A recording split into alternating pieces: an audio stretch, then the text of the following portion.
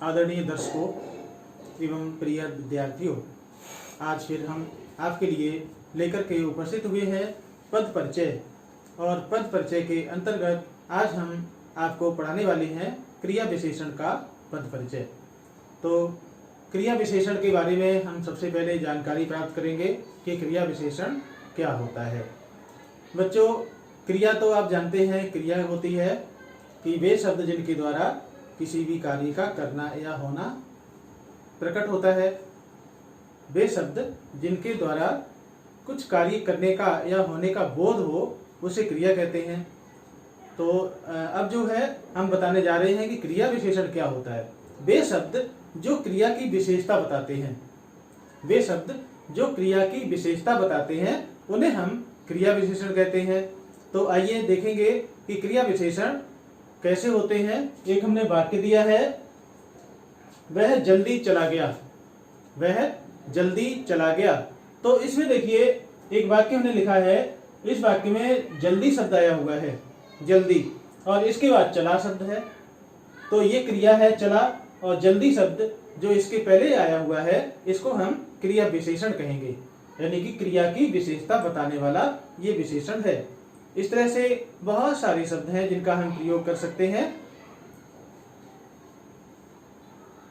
और आगे हम अब आपको बताने वाले हैं कि क्रिया विशेषण के भेद। क्रिया विशेषण के 4 भेद होते हैं। पहला होता है रीतिवाचक क्रिया विशेषण। रीतिवाचक में क्या क्या होता है देखते हैं। अचानक, एकाएक, धीरे धीरे, जल्दी जल्दी, शायद, इसलिए, बातों बात, कानो कान, मानो, स्वयं, तरह इत्यादि शब्द जो रीतिवाचक क्रिया विशेषण के अंतर्गत प्रयोग किए जाते हैं। दूसरा होता है कालवाचक। कालवाचक क्या है? जो क्रिया की विशेषता बताने वाले शब्द हैं उसके समय के बारे में बताते हैं, समय की विशेषता बताते हैं, तो उसे हम कालवाचक क्रिया विशेषण कहते हैं। और रीतिवाचक में क्रिया की रीति की विशेषता बताते हैं कि क्रिया किस परंपरा, किस रीति रिवाज से हो रही है। और कालवाचक में उसका समय बताते हैं। तो लगातार कालवाचक के अंतर्गत आते हैं लगातार, अभी, कभी, फिर, पुनः, नित्य, निरंतर, आज, सदा, परसों, प्रातः, सायं, बार बार आदि। तो ये सारे शब्द जो हैं वो कालवाचक क्रिया विशेषण के अंतर्गत आते हैं। इसके बाद होता है स्थानवाचक। स्थानवाचक क्रिया विशेषण क्या होते हैं? वे विशेषण शब्द जो क्रिया के होने का स्थान प्रकट करते हैं। वे क्रिया विशेषण जो क्रिया के होने के स्थान के बारे में जानकारी देते हैं उन्हें हम कहते हैं क्रिया विशेषण, स्थानवाचक क्रिया विशेषण। तो वो कौन कौन से होते हैं आइए देखते हैं। इधर, मध्य, दूर, पास, यहाँ, वहां, ऊपर, नीचे, सामने, बाहर, चारों ओर, आसपास इत्यादि शब्द जो हैं वो स्थानवाचक क्रिया विशेषण के अंतर्गत आते हैं। इसके बाद आता है परिमाणवाचक। परिमाणवाचक होता है नापतोल वाला, जिसमें नापतोल की बात की जाती है।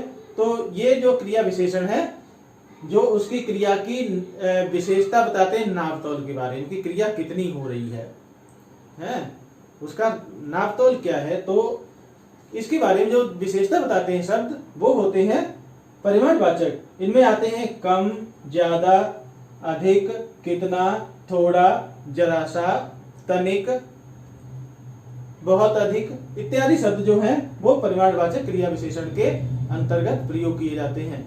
तो आइए अब हम चलते हैं कि क्रिया विशेषण के का पद परिचय देने के लिए हम किन किन बातों को बताना जरूरी समझते हैं। क्रिया विशेषण का जो पद परिचय दिया जाता है उनमें कौन कौन से जो विशेष बातें हैं वो बताई जाएंगी। आइए हम उनकी चर्चा करेंगे अब। हाँ, तो आइए अब हम पद परिचय का अभ्यास करें और बताएं कि क्रिया विशेषण का पद परिचय देने के लिए किन किन चीजों का बताना आवश्यक होता है, कौन कौन सी बातें बताई जाती हैं, ऐसे कौन से पहलू होते हैं जिनको कि पद परिचय देने के लिए आवश्यक है और बताना जरूरी है। तो देखते हैं, सबसे पहले है भेद, क्रिया विशेषण के भेद। मैंने आपको पहले बताया कि क्रिया विशेषण के 4 भेद होते हैं, रीतिवाचक, कालवाचक, स्थानवाचक या परिमाणवाचक। तो इनमें से कोई भी जो शब्द आएगा वो किसी भी इन भेद के अंतर्गत आएगा, तो आपको वो भेद का नाम लिखना होगा उस शब्द को लिखते हुए, और इसके बाद संबंध बताना होगा कि क्रिया से उस पद का क्या संबंध है। जिस क्रिया की विशेषता बताई गई है उसके साथ उसका संबंध बना के रखना है, बना के लिखना है, तब जो है पद परिचय पूरा होगा क्रिया विशेषण का। और केवल ये दो ही बिंदु हैं जो यदि आप अपने पेपर में, प्रश्न पत्र में अच्छे से स्पष्ट कर देंगे तो आपका पूरा 1 अंक हो जाएगा। तो आइए अभ्यास के लिए हमने कुछ प्रश्न रखे हैं आपके लिए। आपके प्रश्न पत्र में इस तरह का प्रश्न आता है, देखेंगे, निम्न वाक्यों में रेखांकित पदों का पद परिचय कीजिए।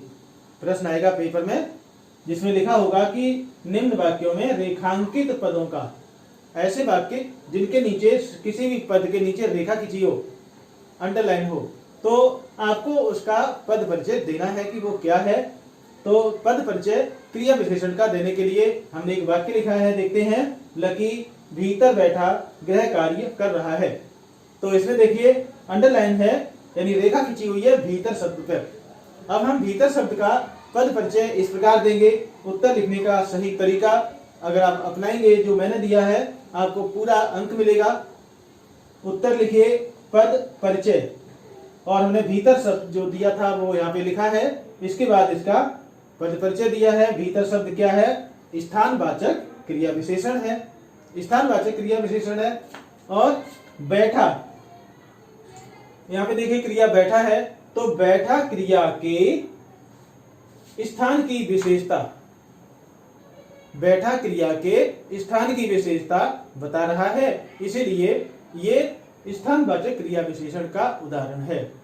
दूसरा वाक्य हमने लिखा है, वह धीरे धीरे चल रही है।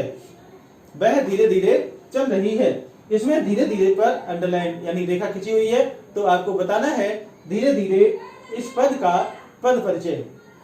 उत्तर लिखने का तरीका देखिए यही है, यहाँ पर पद परिचय, और जो शब्द हम लिखेंगे उसका भी यहाँ पर जिक्र करेंगे। उत्तर पद परिचय धीरे धीरे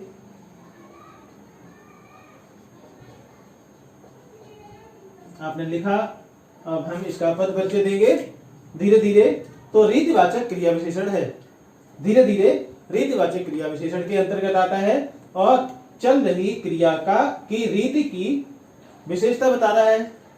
चल रही क्रिया की रीति की विशेषता बताता है कि इसकी रीति है धीरे धीरे चलना, तो धीरे धीरे चलेगी।